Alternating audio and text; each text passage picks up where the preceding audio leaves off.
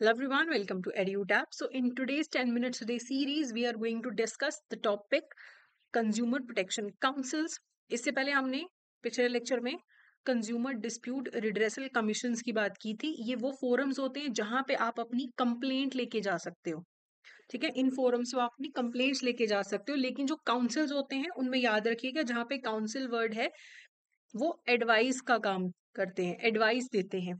ठीक है, ऐसे बाकी इंपॉर्टेंट टॉपिक्स जानने के लिए आप इसी वीडियो के डिस्क्रिप्शन में जो ई बुक्स का लिंक दिया गया है उस पर आप क्लिक करके उस ई बुक को डाउनलोड करके इंपॉर्टेंट टॉपिक्स और प्रीवियस ईयर क्वेश्चंस की लिस्ट देख सकते हैं। अब इस टॉपिक पे आते हैं।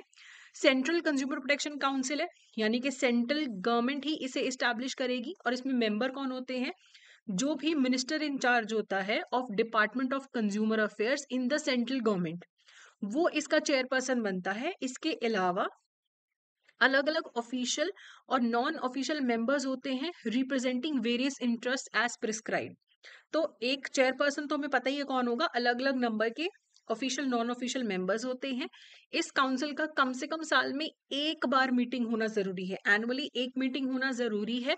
और जो चेयरपर्सन है वो बताएगा मीटिंग किस समय होगी, कहाँ पे होगी और क्या प्रोसीजर होगा, कैसे पूरा बिजनेस कंडक्ट किया जाएगा।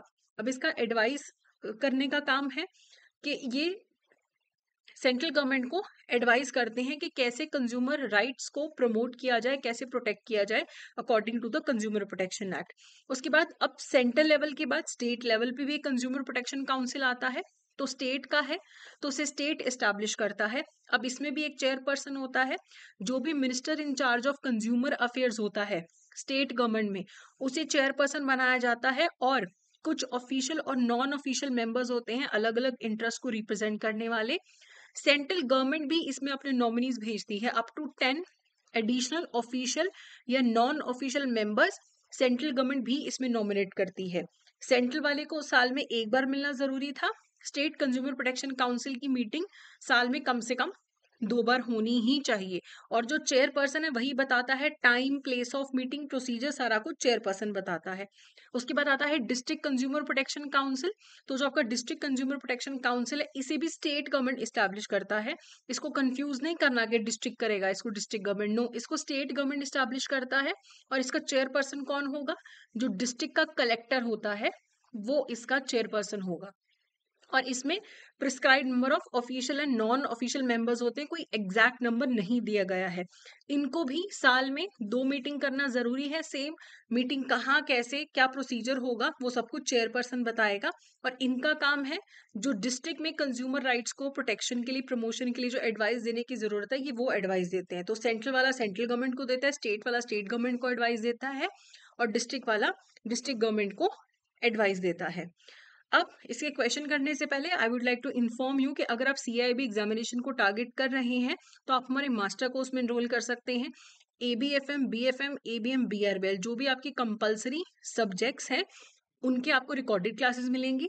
एग्जाम से पहले लाइव क्लासेस में मिलेंगी, नोट्स, टेस्ट सीरीज, MCQs, सब कुछ आपको यहाँ पे इस कोर्स में मिलेगा। अब क्वेश्चन देख लेते हैं।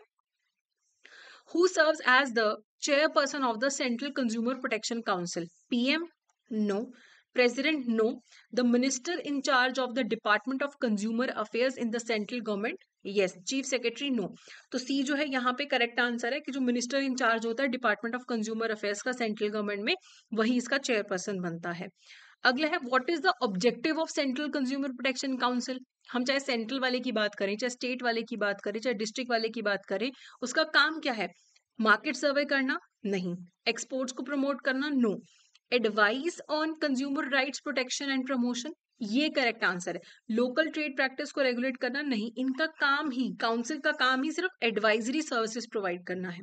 ओके, तो ये था हमारा आज का session. That's it for today. Thank you so much.